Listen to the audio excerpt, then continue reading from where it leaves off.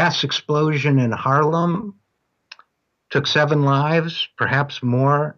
The death count continues to increase as the critically injured pass away. Let's hope it's reached its limit. Many more critically injured, appears to be infrastructure related, and that led to some editorials in the New York Times. And I have to say, look, people think I'm very rough on libertarians. People think I'm very harsh with those guys, and sometimes I think I am too, that I'm a little tough on them. And then one of them says something that is just so offensive and so out of line and so clueless that it really demands a response, and nothing other than outrage seems appropriate. So here's what happened. The New York Times solicited responses to the tragedy, and from a number of different folks, and particularly what needs to be done about American infrastructure. Clearly, if you have a situation where gas pipes are old and rusting, iron pipes are very fragile and easily broken, and they explode and kill people, which we think happened in Harlem, we know has happened in Allentown, Pennsylvania, and elsewhere around the country, you need to replace them. That should not be a controversial topic. And yet, one of the responses for the New York Times was from the Cato Institute, which is it's libertarian, which means it's designed to put a less offensive gloss on extreme far-right corporate conservatism, and it's funded by ExxonMobil and all the big polluters and all the big corporations, and pretends to be about cool guys thinking different kinds of thoughts. It's a corporate shilling outfit with radical far-right ideology. Anyway, Chris Edwards, who's the editor of downsizinggovernment.org at the Cato Institute, here's what Chris Edwards wrote. The need for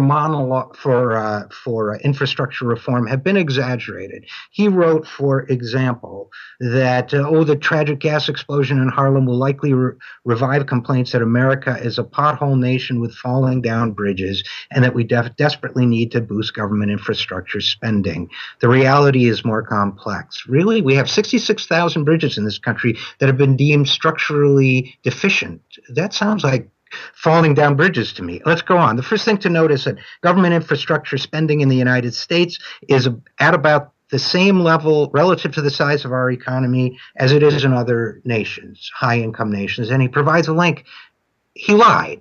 He lied, because the link does not say that government infrastructure spending in the United States is at the same level relative to the size of our economy. And I'm amazed that the New York Times allowed him to get away with it. The link says that infrastructure spending from pension funds is the same in the U.S. as it is in other high-income countries. So utterly misleading. Another thing Chris Edwards, our nutcase libertarian, insensitive to human life, writes is another thing that the quality of much human infrastructure has been steadily improving. He argues that infrastructure is improving. He says of the roughly 600,000 bridges in the nation, the share that are structurally deficient plunged from 22% in 1992 to just 11% by 2012. One, that's because we spent on them in the 1990s, and even in the 2000s, because it wasn't until a Democrat became president that Republicans refused to spend on infrastructure. Two, only 66,000 bridges, quote unquote, only are deficient. That's like a 1 in 10 chance that they might,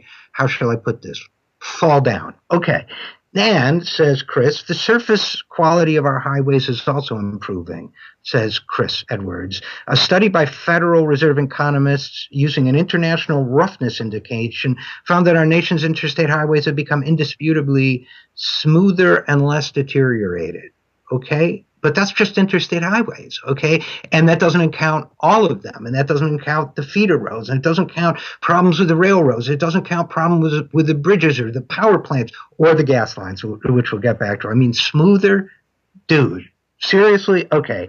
Then he says we can't repipe and repave the entire nation every year. No one's suggesting that. Straw man argument. But in fact, we don't need to repipe the nation all that often. We just need to get the tens of thousands, hundreds of thousands of miles of rotting and failing ancient iron pipe out of the way.